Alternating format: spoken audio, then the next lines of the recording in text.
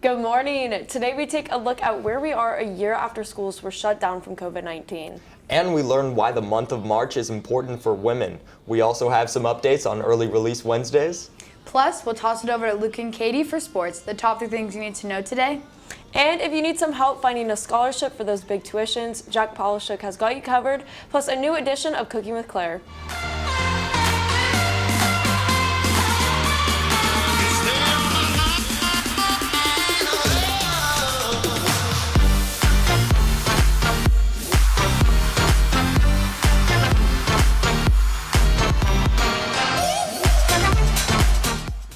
This month marks a whole year since COVID-19 shut down our world and changed our lives forever. For most students around the world, March 13th was the last normal school day of the year. The world had no idea what was going to happen next. COVID-19 began as a simple cell in Wuhan, China. Soon enough, it managed to make its way throughout Europe, the Americas, and the rest of the world. It changed the way that millions of people lived. After its first few peaks in early 2020, COVID speared its way into the public's eye. After seeing China's major lockdown, public health officials across the world urged mask mandates and lockdowns to be mandatory. On December 11, 2020, the U.S. faced its record-breaking amount of cases, around 60,000 cases in one day. Though the amount of cases per day are getting better, more and more deaths are being reported. 100,000. 200,000. 300,000. 400,000. The death toll from COVID-19 has now passed 500,000. More than 500,000 Americans lost to the pandemic. In February of 2021, the U.S. has officially hit more than 500,000 COVID deaths. In March of 2020, CBHS reporter Gigi Muñez interviewed fellow CBHS students about what they thought about COVID a week before spring break. Here were their thoughts. It's not that big of a deal, honestly. I didn't think it was going to be a big deal, but it seems like it is becoming one. Really, our priorities as a nation right now are out of whack. It's overrated, and I think people are freaking out about it. It's just the flu. In November of 2020, news of 2 developing COVID vaccines emerged. These vaccines were products of years of cancer cell research turned COVID-19 research. After months of waiting, the vaccines finally arrived. Moderna and Pfizer were the first, and Johnson & Johnson followed their footsteps. 31.5 million people have been fully vaccinated in the U.S. This is a big step in defeating the virus and going back to normal life. After a full year of battling the virus, dealing with quarantine, mask wearing, social distancing, and vaccinating, we can finally say that things are getting better. There is light at the end of the tunnel. We must remain vigilant, act fast and aggressively, and look out for one another. That's how we're going to get ahead of this virus, get our economy going again, and get back to our loved ones. If we keep our heads up, there may be hope for normal life by this summer. I mean, I remember March 13th like it was yesterday. I don't know about you guys. I remember just showing up for here and leaving right after. Yeah, like filming our last Wolfcast and reporting like 2 COVID cases in Austin, and then it just shut down. And then everyone was so excited for that 2 weeks of spring break. Extra 2 weeks. But I'm not gonna lie, I always had a feeling it wasn't just going to be 2 weeks. So. And then it turned into summer. And then here we are. So. Yeah, it's definitely pretty crazy. Our Lady T-Wolves are now the first boys or girls state champions in the history of LISD. The team made history this month when they won the girls basketball state championship. As we wrap up Women's History Month, this was perfect timing for a win like this. In a state that typically reveres men's sports, accomplishments like this mean a lot for the young women at our school and in our community. With next year being the 50th anniversary for the passing of Title IX, which drove the path for women's sports in high schools, this month, especially at Cedar Park with the cheer team winning nationals and women's basketball bringing home the trophy, is a time to acknowledge that Women's History Month is about. We talked to the girls basketball coach and educator, Coach Cammie Williamson, about this momentous experience and how inspiring it was to everyone that watched. Well, I just think, with Women's History Month and us being able to do it, obviously these are a great group of young women, and who it just shows that women as anybody, when they put their mind to it, they can accomplish anything. And again, it's a showcase of them. It's a showcase of their talents. And their confidence, their teamwork, and it just put them that they were just put on a big showcase in front of the entire state, and it was a great thing for them in our school. For Women's History Month and all of the time, we hope that the Lady Timberwolves' hard work, dedication, and their influence as role models will leave a lasting impact on the little girls and young women who look up to them in our community. One of the upsides of this stressful school year is that on each Wednesday, school ends early at 2 p.m. This sudden new change was a pleasant surprise for many students and is a great chance to catch up on rest and work. What most students probably do not know, however, is exactly why Wednesdays are now cut down. As you know, it's been just kind of a crazy year, lots of changes, lots of different kinds of things. And one of the things our teachers were struggling with was having adequate planning time, time to meet with their teams. The delivery of lessons has to be changed drastically when you're in a virtual setting often, and so this will allow some more time to help manage that. Even though it won't be as common, we will still maintain this tradition after the 2021 school year. So look forward to that, students. Now here are the top 3 things you need to know for today. First up, chaos erupted last week at the Suez Canal when a massive cargo ship got stuck between the walls of the canal, blocking any form of transportation.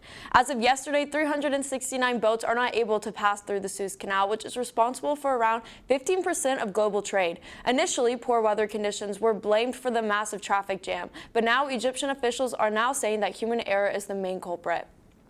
Second, this past Thursday, President Biden delivered his first press conference as the U.S. president, leaving much of the political world mixed and in heated discussion. In his 62 minutes on stage, he talked about his COVID-19 plans, immigration policies, the filibuster, and gun control in response to the recent mass shootings. Lastly, former President Donald Trump has been making a comeback to the political spotlight and is considering making a trip to the Mexican border well before President Biden does. The twice impeached president is eager to make the trip in response to Biden's handling of immigration and border policies. However, there's no confirmed date for this event yet.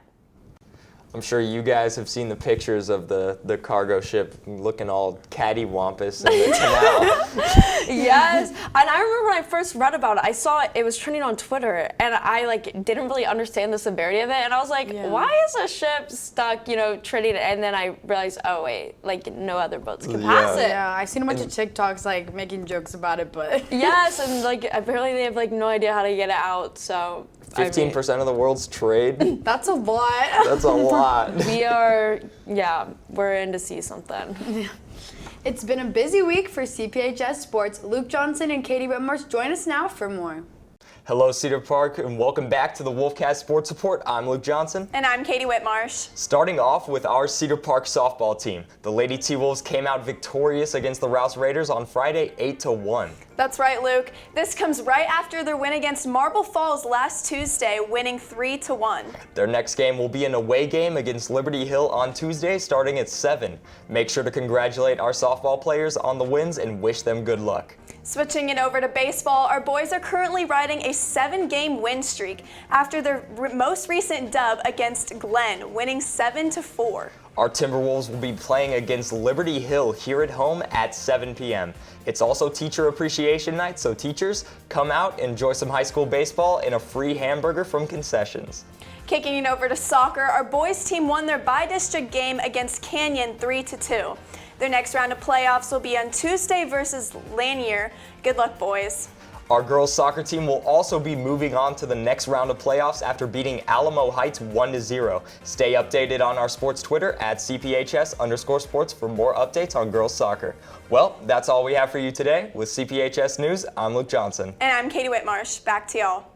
Thanks, Luke and Katie. Deadlines are approaching fast, seniors. Don't miss out on your chance to apply for this week's scholarship. Thanks, y'all. Do you want to raise awareness about distracted driving? Then the Getting Real About Distracted Driving Scholarship might be for you. Students are required to create an informational video, poster, billboard, or radio ad about the dangers of distracted driving. This also includes drinking while driving and eating while driving. Students are also encouraged to put creativity and humor in their ads as well. For more information, visit comedydefensivedriving.com/scholarships, and to submit your ad, email support@comedydefensivedriving.com. Want to know how to make a DIY Girl Scout cookie? Up next is a new episode of Cooking with Claire. All right, welcome to Cooking with Claire, COVID edition part 2. Part 2, you're still in this, I'm not gonna say it.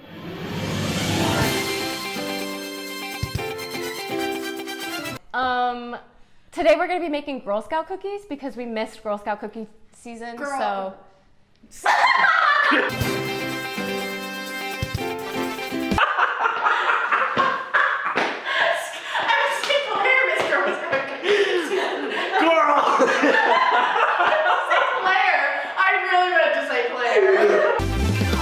A cup of granulated sugar. Claire, this isn't a cup. That's also not sugar. Oh, that was a good catch. Oh my god. Oh my god, a singular egg. I'm trash girl today. We need to mix this a little bit. I had somebody over and they were like, it kind of smells good. And I'm like, you're right, but also... Anyway.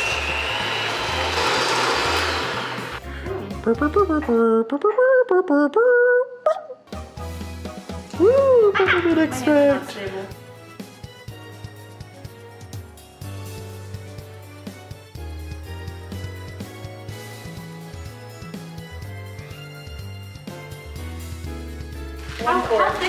One-fourth. Yay! Let the dough chill in the freezer for about 25, give or take, minutes. And now we're going to be using our cookie cutters to cut them into little shapes. Which are just circles. They're pretty frozen, but one has worked so far, so Yes. let's see.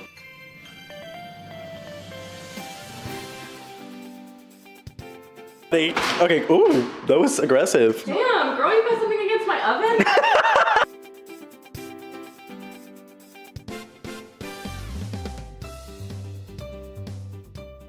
Okay, so we're going to be taste testing our homemade mint. Thin Mints? Thin Mints? Thin Mints. We're trying Thin Mints. That's what they're called.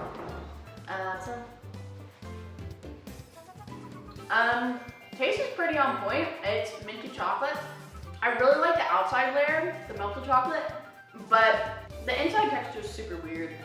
It's like super chunky. Oh. All right, score. Let's make it 6.5. It's better than I thought. Mm-hmm. I think we got like the melted chocolate right. I like it. I would eat it. I might not pay for it. But yeah, if you have the opportunity to get Thin Mints, definitely like do that instead of making these.